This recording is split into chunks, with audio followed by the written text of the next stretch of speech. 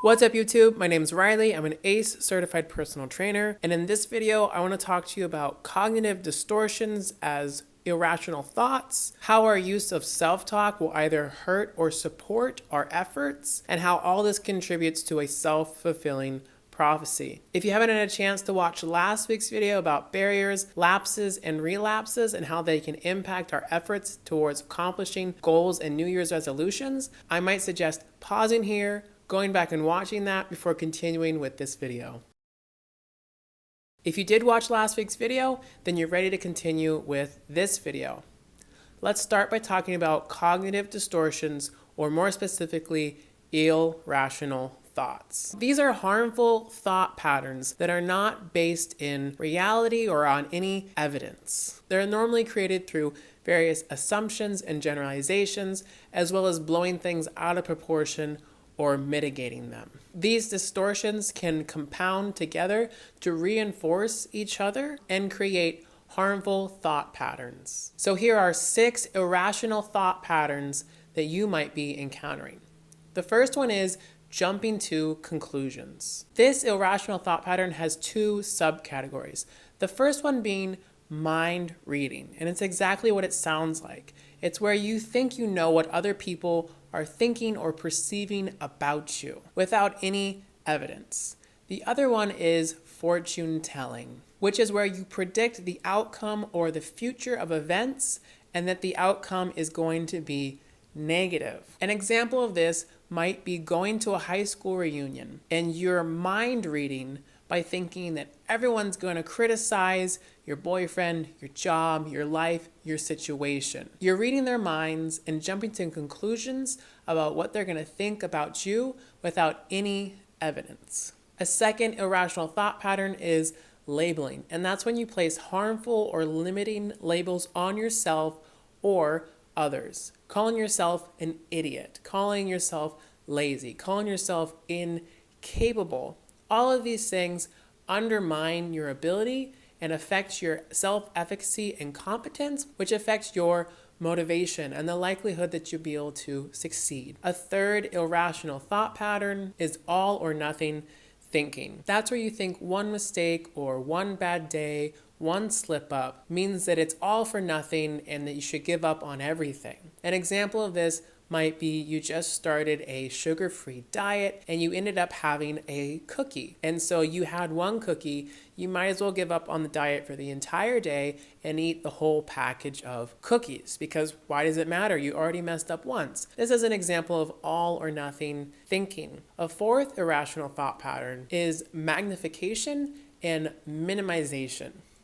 Magnification is when you have an unrealistic or extreme response to something that's pretty insignificant. An example might be you're giving a presentation for your boss, and during that presentation, you stumble on a couple words. But overall, you did a great job, your boss said it was amazing, and your coworkers also commended you on your great presentation. But you fixate on those couple words and you see them as indicators of your failure, and you feel like you messed up the entire presentation.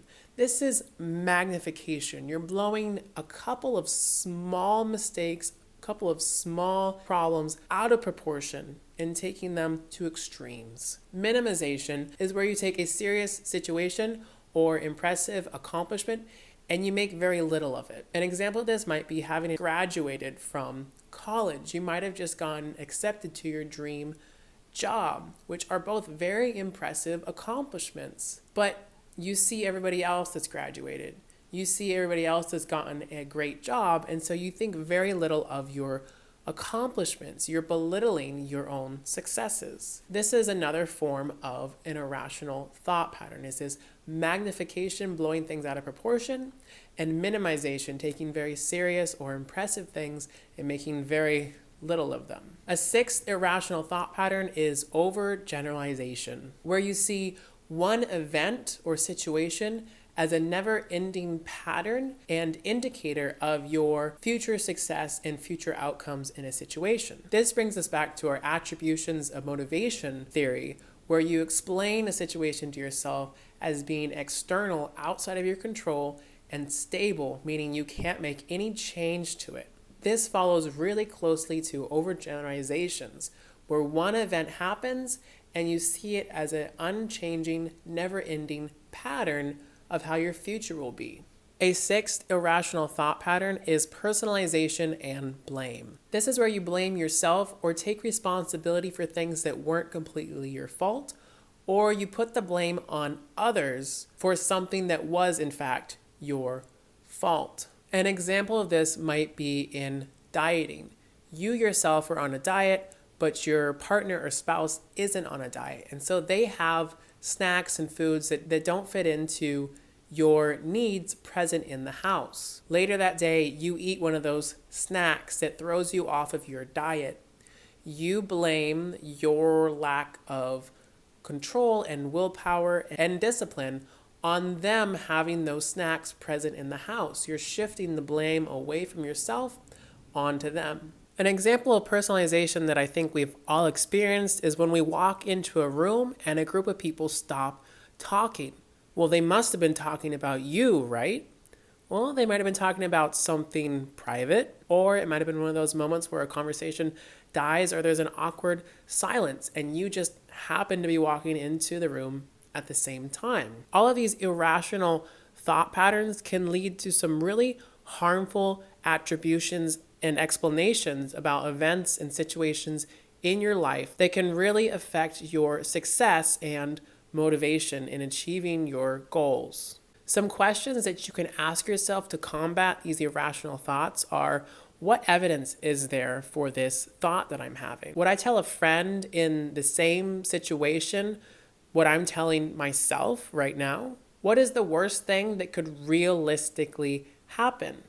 And is it actually as bad as I think it is? Is it really true that I have to, need to, should, and ought to do X, Y, Z? Are there any other possible responses or explanations besides blaming myself? Is there any conceivable way to look at this positively? Is thinking this way helping myself, others, in the situation, or is it only making it worse? And how have I effectively managed and tolerated these situations in the past? And these are all great questions to ask yourself when you're having one of these irrational thought patterns. Self-talk is pretty closely tied to irrational thought patterns. And there's 3 different types of self-talk. There's positive, negative, and neutral. Positive self-talk can be motivational, amping yourself up, saying, you've got this, you can do this, let's go. It can also be confidence, making specific statements to yourself like, I've done this before, I can do this now. I know I'm capable of doing this. It can also be instructional, telling yourself body placement, procedure, and technique of how something's done. Or it can be anxiety control, telling yourself to let go, to breathe, to relax, to calm down. These are all examples of positive self-talk. Negative self-talk can be worrying about consequences, limitations, anxieties about the situation. It can also be disengagement, saying, I don't want to be here. I don't want to do this. I'm not motivated to do this. I don't like this. These are all disengagements.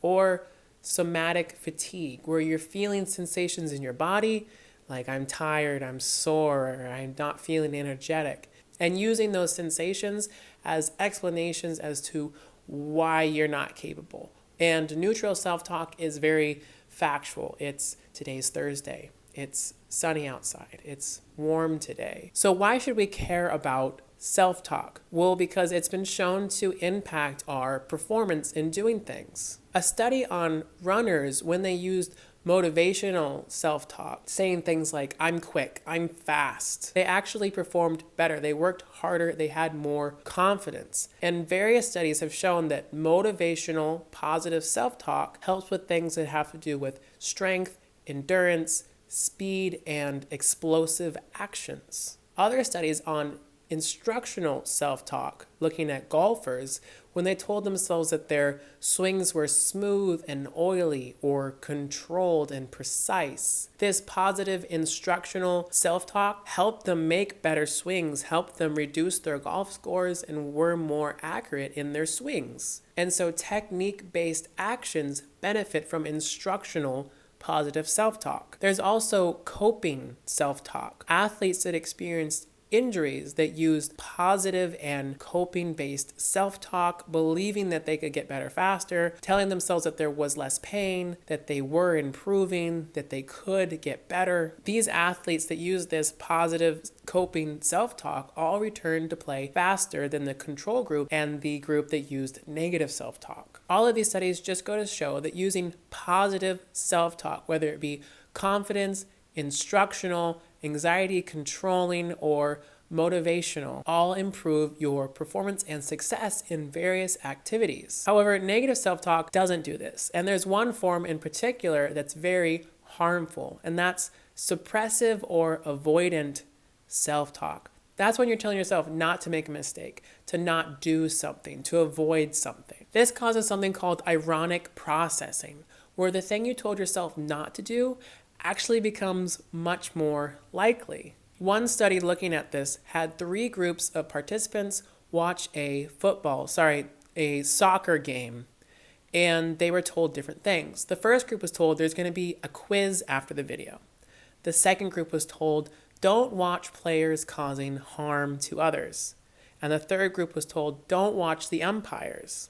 After the video, they were asked how often was the umpire present in the video. And you're probably expecting the group that was told there was going to be a quiz afterwards to do the best. So the correct answer was about 75%. And group 1 that was told there was going to be a quiz answered 36%. Group 2, who was told not to watch players causing harm, answered 35%. And group 3 that was told not to watch the umpires answered 55%.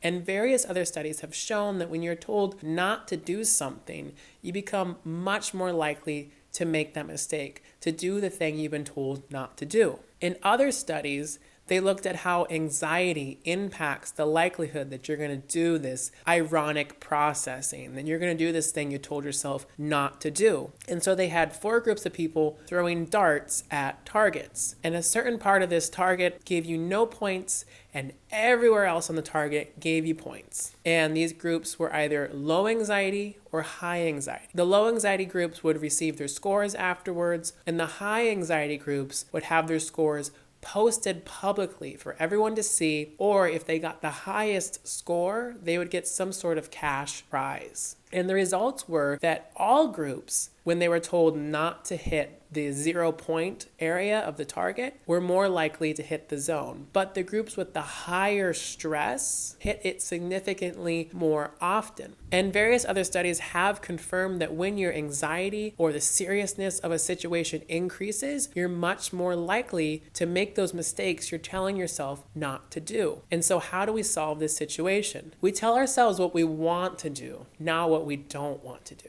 So if you want to hit the target, you don't tell yourself, don't miss. You tell yourself, hit the target. It seems kind of funny and silly that that's the solution, but it really is the solution to these situations. If you want to wake up on time, you don't tell yourself, don't sleep through your alarm. You tell yourself, wake up on time. If you want to be on time to work, you tell yourself, I'm going to be on time to work. And all of these things come together to what's called a self-fulfilling prophecy. And that's where your belief or expectations about your situation, your performance, actually make it more likely to come true. And so if you have positive expectations, you're more likely to have positive outcomes. And if you have negative expectations, you're more likely to have negative outcomes. These expectations and beliefs don't just have to be your own, but they can be other people's expectations and beliefs about you. In a study looking at elementary school-aged children, they gave everyone a standardized test at the beginning of the year. And after that test, they were randomly sorted into 2 groups. One group was told, you're the growth spurt group. You have a lot of potential to greatly improve your scores you got on your test. The other group was told, you're not going to make very much improvement this year based on your test results. And so throughout the year, those 2 groups received the same standardized education. At the end of the year, after these students had received the same education, but with different expectations from their teachers about whether or not they were going to improve, the growth spurt group, the group that was told that they could improve, scored significantly higher. than the non-growth spurt group that was told that their score wouldn't change very much. And this creates the self-fulfilling prophecy, both for our expectations about ourselves and others' expectations of us. To break it down into steps, first, we have expectations about ourselves, or other people have expectations about us. Those expectations influence our behaviors or how other people behave towards us. To keep with the study about elementary students, those considered growth spurters received much more correction and feedback from their teachers because those teachers believed that they could make improvement based on their test scores, whereas the non-growth spurt students didn't receive as much feedback and correction, and so the expectations the teachers had about the students influenced their behavior towards the students. The third and fourth steps are when other people's behaviors towards us influence us, affect us. And the fourth step is when those behaviors and influences either confirm or deny our own expectations. For the students, the ones who were told that they were capable of improvement, when they saw their teachers giving them more feedback, more encouragement, more correction, it reinforced their belief that they could improve, that they could do better. For the other group, not receiving as much feedback, as much encouragement, as much motivation from the teachers, reinforced the belief that they weren't capable of improvement. That reinforcement of their behaviors or expectations about themselves creates a cycle that either pushes them towards success because they believe more and more in themselves, or pushes them towards failure and giving up. Their self-efficacy, their competency gets lower and lower and lower until they're completely unmotivated. So I hope throughout this video I've shown you the importance of trying to recognize and change cognitive distortions as irrational thought patterns like overgeneralization, all or nothing thinking, and jumping to conclusions, as well as the importance of what self-talk we use with ourselves, how motivational, instructional self-talk can be very beneficial, and how avoidant or suppressive self-talk can actually make those mistakes more likely, and how those two things can come together to create a self-fulfilling prophecy that can either support you on your journey to accomplishing your goals and New Year's resolutions, or really undermining you and setting you up for failure on your journey. So between now and next week's video, try to run through those irrational thought patterns and see if you might be having any of them, and challenge them with those questions I presented, which will also be down in the description, and try to reflect on what self-talk you're using with yourself in different situations, when you're working towards your goals, when you're doing your hobbies or at work. How are you talking to yourself? And can you see anywhere in your life where those expectations and beliefs you have about yourself is creating a self-fulfilling prophecy, or where other people's expectations about you might be reinforcing those negative beliefs you have? In next week's video, I'll put all of these different aspects into one big example so you can see all of these parts in play and working together. But that's it for today's video, and I hope you all have a great weekend and week until I see you again. Bye.